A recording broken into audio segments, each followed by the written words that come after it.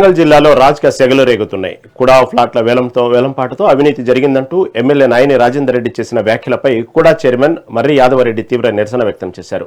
తన నిజాయితీని నిరూపించుకునేందుకు ఆయన తడిబట్టలతో ఓరుగల్లు ఇలవేల్పు భద్రకాళి అమ్మవారి దర్శనానికి వెళ్లేందుకు ప్రయత్నించారు. అయితే ఎలాంటి ఉద్రిక్తతలు చోటు చేసుకోకుండా మట్టెవాడ పోలీసులు మర్రి యాదవరెడ్డిని మార్గమధ్యంలోనే అడ్డుకున్నారు. దీంతో ఈ ఘటన స్థానికంగా తీవ్ర కలకలం రేపింది.